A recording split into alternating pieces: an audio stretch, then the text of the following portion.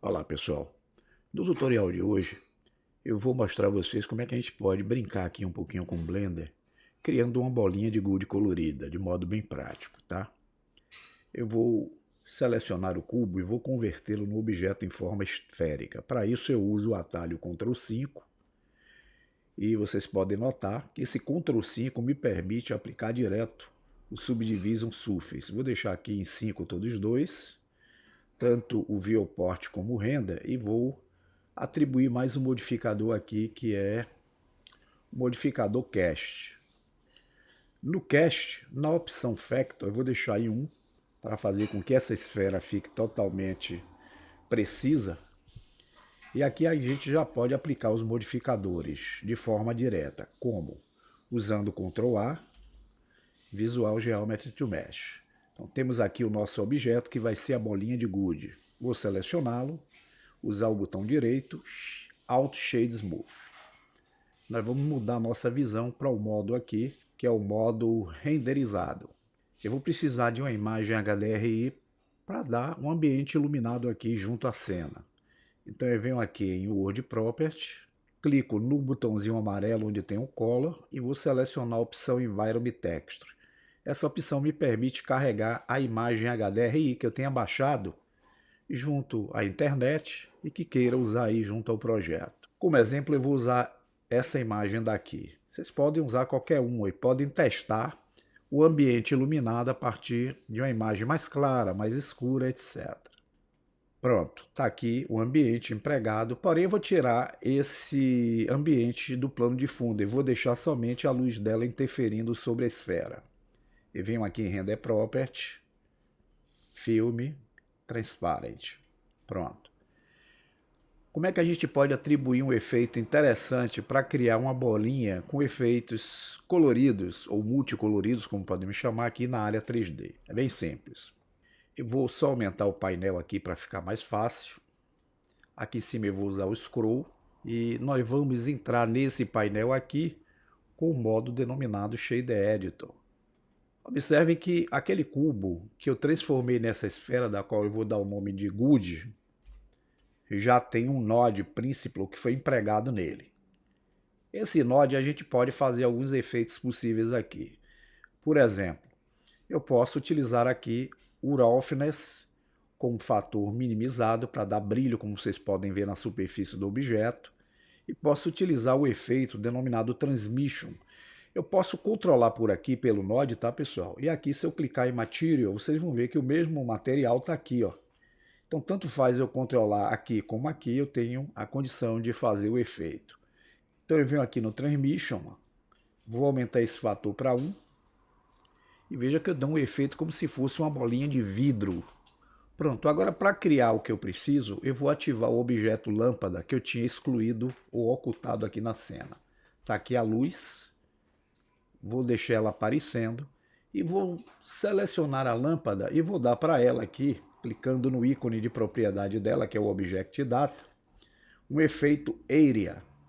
Esse efeito Area vai ser um formato inicial, como vocês podem ver, de retângulo. Então eu vou mudar para o modo Disk. Pode ser também o elipse, tá? Vou deixar o elipse, é melhor.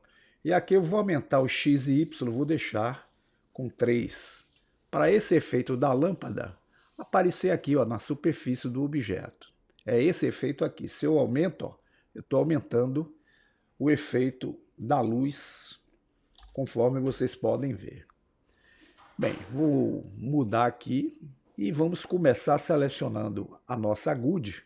Podemos dar a ela agora a adição de um node de conversão do tipo Color Ramp. É aquela rampa de cores. Eu vou ligar o Color aqui no Base Color. E vocês vão ver que eu tenho uma variação aqui que vai do ponto escuro até o ponto mais claro. É essa variação que a gente está utilizando para dar esse efeito que vocês estão vendo aí junto à Gude. Então o que é que eu vou fazer? Eu vou escolher a setinha que tem um tom escuro, clicar no Color Picker, aumentar a intensidade e vou deixar com a tonalidade chegada ao vermelho. Eu vou criar entre a setinha que tem um tom vermelho e o tom branco mais uma outra setinha de separação. Então eu vou clicar no sinal de mais e vou clicar uma outra Então vocês vão ver que agora eu tenho 4 setinhas de cores, de variação. Nessa daqui, que eu vou puxar um pouco mais para cá, eu vou selecionar o seletor, vou dar uma cor mais chegada ao laranja. Nessa de cá, eu vou dar uma cor chegada mais ao tom, que é o magenta. E na última, que eu vou aproximar, eu vou deixá-lo com tom branco. Vamos usar aqui o modo denominado constante. E vamos adicionar aqui no nosso efeito um node de textura do tipo Wave. Vamos colocá-la aqui à esquerda do Color Ramp e vamos ligar o Factor dela com o Factor do Color Ramp. Vamos ver como é que vai ficar o efeito. Note que eu já consegui aqui o efeito interessante, ó, no objeto. Só que esse efeito pode ser variado de acordo com as cores que vocês colocarem nas setinhas. Vocês podem até atribuir mais setas aqui. Nessa setinha de tom magenta aqui, por exemplo, selecionando, eu vou deixá-la com tom azul. Veja que eu mudo aqui, ó, a tonalidade de referência, de separação aqui das cores. Aqui eu posso aumentar um pouquinho mais o claro para dar esse tipo de efeito que vocês estão vendo aí. E se eu quiser fazer um efeito melhor junto à superfície do objeto, eu venho aqui na escala, aumento para tornar mais finas as linhas provocadas aqui com Color Ramp, ou então posso usar o Distortion para distorcer, ó, e criar efeitos legais aqui na bolinha de gude. Agora, olha um detalhe, como a imagem HDRI influencia bastante na forma como nós veremos aqui o efeito.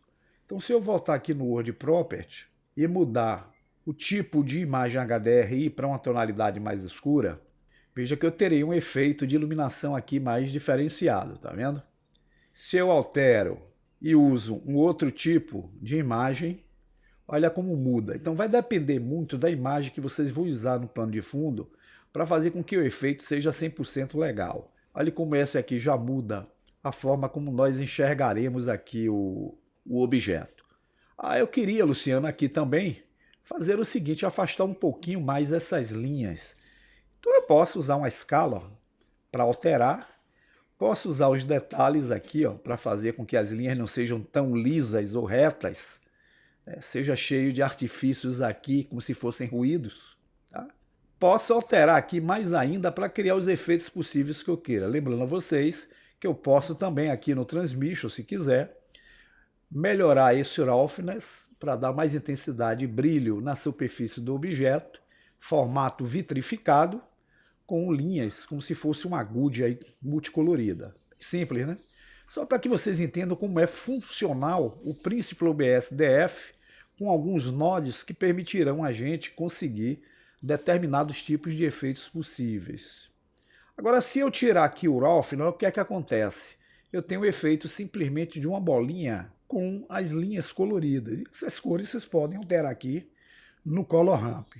Se eu quiser alterar o vermelho, clicando aqui na setinha vermelha, para um tom amarelo, olha como eu tenho um efeito diferenciado aqui junto ao objeto. Então essas combinações são interessantes, tá, pessoal? Apenas para que vocês tenham uma noção de como o Node Principal, em conjunto com alguns outros nodes, pode nos dar possibilidades de efeitos de textura bem legais aqui na área 3D do Blender. Espero que tenham entendido a ideia desse tutorial e bom proveito. Até um dia.